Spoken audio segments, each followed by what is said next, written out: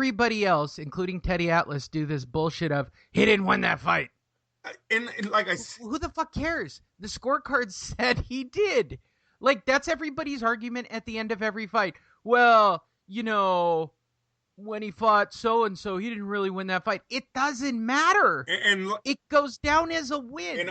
Well, he should have been more decisive. But what are you fucking talking about? It didn't in my opinion, it didn't have to be. The fight is what it is. I'll watch it with any Kovalev fan, and they can give me the 7 rounds that they think he won, and I will give them the 7. There is no secret here. There was no, I'm just giving Ward rounds because I think he won it. He figured Kovalev out, and he won the fight late, period. He straight shut down everything Kovalev had. I think we said it here the day after. It was Kovalev's really his fault why he lost that fight. He was ahead so far in the scorecards. All he had to do was win a few more rounds in the late rounds, the last 4, and he would have won. But he didn't. He didn't do it himself. So I don't care what the naysayers have to say or about that fight, about that scoring. No one gives a shit about someone's personal scorecard. We care about what the judges had that night. That's always been the thing in boxing. Nobody handled their business. To put it into words of many a fighter that I have interviewed, if you put it in the judge's hands, you have to live and die by the judge's hands.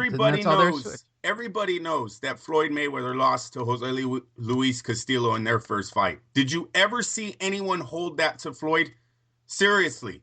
And when he retired, did anyone go, oh, well, he really lost to Castillo, so he's not even one of the best in the world? Castillo had been... Same thing with Pernell Whitaker. Same thing with Whitaker. I can go through a long list of guys who fight sort of in that style. And if I was really systematic and went through Chocolito's career, I guarantee and I'm going to say this, I didn't follow the guy's career. I don't know every single fight. But if I go back and look at the decisions on Chocolito, I guarantee there are a couple of nail biters in that file. The last one where he fought the Mexican kid, Cuellar. They're going to rematch that fight. Lee, Pernell Whitaker loses to Jose Luis Ramirez as a lightweight. No one gives him shit about that when he retired. No one says, oh, well, he really lost that fight, so how can we put him top 3? They have Pernell Whitaker right under Roberto Duran. Because Sergey Kovalev is HBO corporate. That's all there is to it. I think he's got a bigger... And Lomachenko. They're trying to build this guy. They are HBO products. Yes. Absolutely. Absolutely, that's what it is. And HBO can say they're not in the business of creating boxing champions, but when they've got somebody hot, they can make a lot of money. I mean, Could you imagine Oscar De La Hoya, Roy Jones Jr., Floyd Mayweather with the credentials that Andre Ward has, where they would be as professionals, how much money they would have made? I'm talking undefeated since 14. I'm talking gold medal winner, world champion, super middleweight tournament champ, fighter of the year, knocked out beat the light heavyweight undefeated champ twice. Okay. Oh no, you know what? Chad Dawson had 1 loss. I'm sorry. I take that back. Chad Dawson did have 1 loss to Pascal. He was like 33-1 or some shit like that when he fought Andre Ward. Kovalev's undefeated. Both of these guys were undisputed light heavyweight kings and both lost to Ward. He's been the underdog in almost every... Do you know what those men would be if they had Andre Ward's talent, skills, and resume? I'm telling you right now, Andre is hurting himself not getting a bigger fan base. They really need to pick up his PR team and his group. They need to get their shit together because this boat is going to pass them by. I don't think Andre's retiring. Andre's been talking more and more about the negotiations with Kovalev, so I think he was using that to get more leverage on the buyout, the payout, the split. So they need to get their act together. Andre's better than everybody already, people. I've been telling you this for years now. You guys will soon see it when he defeats Kovalev again. This guy's resume makes him the best already. I agree. I don't know how he didn't get Fighter of the Year. I don't know how he's not pound for pound champion. HBO should be doing fucking specials on this kid. Undefeated since an amateur. Because he's 1 or 2 fights and he's done. Either that or Rock Nation is such a pain in the ass to work with. They don't see the money in him, Lee. That's exactly what it is. Yeah, it's the market side. He doesn't. Kovalev can fight 4 times in a year, and they're big fights, and they're knockouts, and they're spectacular. And if they get 1 million people watching HBO on a Saturday night to beat for Kovalev, that's a win. That's a win. You're talking Andre. I'm gonna say it, and I don't know why you get so frustrated by this, but at the end of the day, boxing is about the money and the promoters. That's right. It's not about the athletes. Can't sell a ticket, man. How are you going to get views? His first pay-per-view was 160,000 buys with his resume. Are you serious? We said it was the Super Bowl. Their comment is going to be that it was Andre Ward. It is. No, that is Lee. I've been to signings. I've been around. No, nobody gets it. Nobody gets Andre Ward. Nobody gets how great that is. They don't. Not only is his PR team let him down, it's like his No, Rock Nation didn't know what to do with him. Exactly. Yes. Yep, that Sergey Kovalev fight should have been way bigger. He should have had like we said, Beyonce probably should have been singing the national anthem that night. But now we're into the marketing of the athletes, right? So what athletes do better? When we watch videos on Triple G, when we watch videos on Vasily Lomachenko, who haven't we really seen? We haven't seen Andre Ward. We haven't really seen, and I'll keep saying it. Everybody wants to shit all over the UFC, right? A company that sold for $4 billion that was purchased for $2 million, making it one of the best investments of all time. But look at this. What did Dana really do? He had a series of stars. He told their stories. They went into the ring and fought the top competition. That's it. That's Dana's formula that built a $4 billion industry, right? So what are we doing in boxing? We don't tell the story. No, we turned into Floyd. First of all, we don't tell any fighter's story, period. And then we expect to just be able to throw them in the ring because they're 12-0 and 14-0 or 16-0 and believe that O makes them special. I'm going to make this really clear. Just because a fighter is undefeated does not make him even remotely a special fighter. Case in point, Julio Cesar Chavez Jr. They kept this guy as protected and undefeated as long as humanly possible. I mean, doing everything they could. I'll even say this. De La Hoya was protected. People don't believe that statement. Oscar was a great fighter. Oscar was a great fighter. But Oscar got sloppy because he liked to party. And he's had to have some of his car crashes cleaned up right in front of you. If you don't believe me because you're too young, go watch the Felix Strum fight. And try to explain that to me. That's really Oscar after Bob Arum, though. Bob Arum, he put Oscar on one of the hardest hit lists there was. When he fought Corte, Whitaker, Trinidad, Chavez. I get that. But again, what made Oscar special for a long time was the O, right? And staying undefeated and being in big fights. He could not afford to lose to lesser talent that were hungrier. I mean, that's reality. I mean, that's boxing. This is about building big champions, and they see more money. I mean, even this list by Atlas, motherfucker. Okay, Vasily Lomachenko, they think that's I don't want to be a dick about it, but Teddy, you're clearly getting paid by somebody. Okay, like this list. He's 7-1, Lee. He's 7-1. There's no way you can say someone who's 7-1. Pound for pound, Vasily Lomachenko. Let me see the check that you got, man. I mean, seriously, I'm not trying to be. I know I make the joke all the time. Somebody's getting Teddy Atlas. You got fucking paid to put that name at the top of the list, and the second person you got paid by was fucking was by.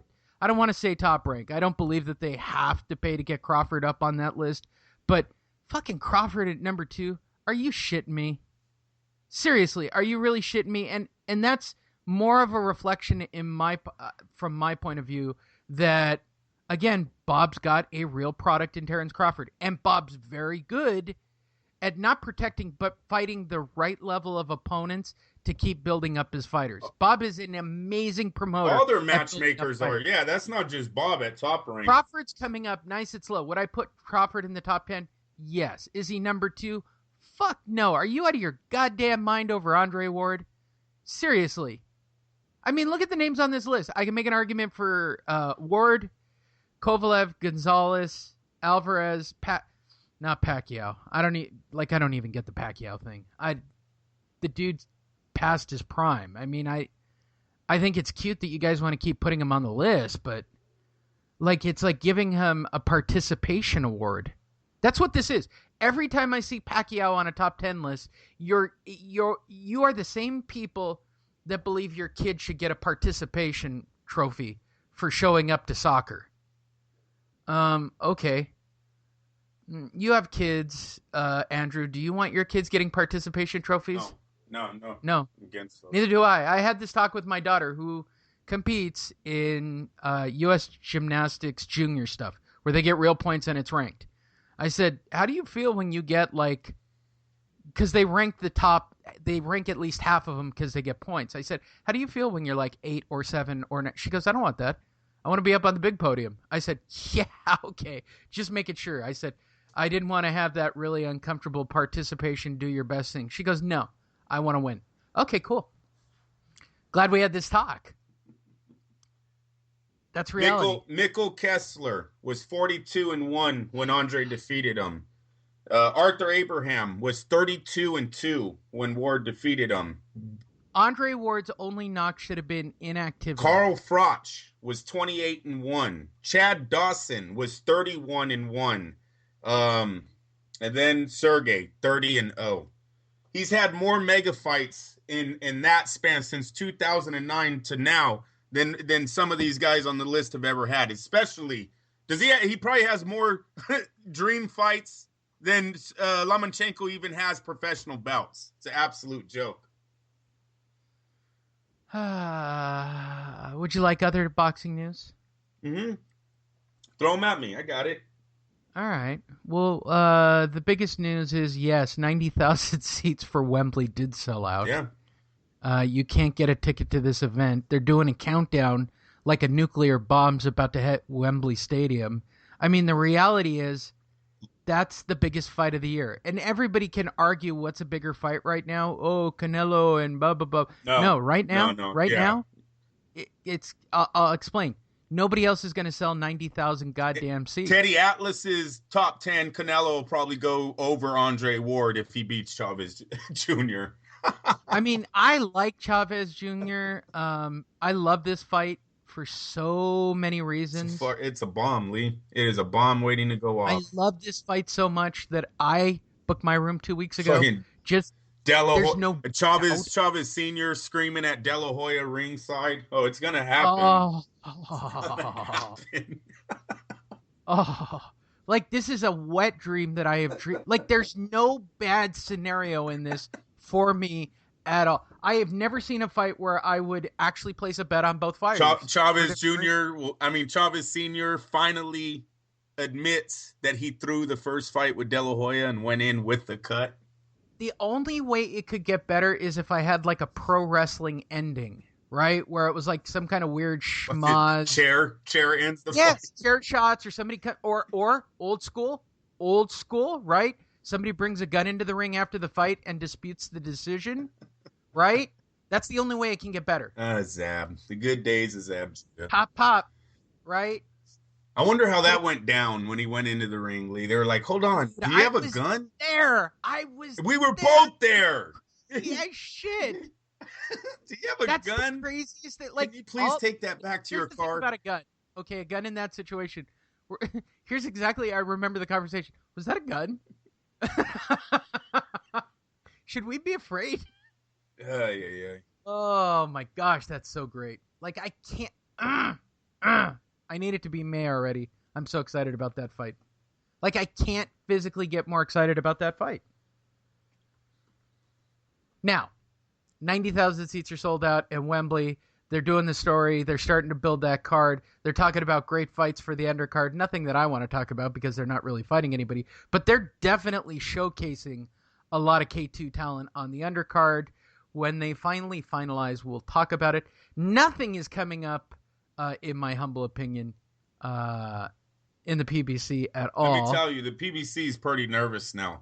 PBC, Deontay Wilder. I'm telling you, the number 2, I'm telling you, Eddie Hearn's Matchroom Boxing, I'm going to say it, number 2 I'm going to say right now, as of 2017 right now, number 1 boxing promotion.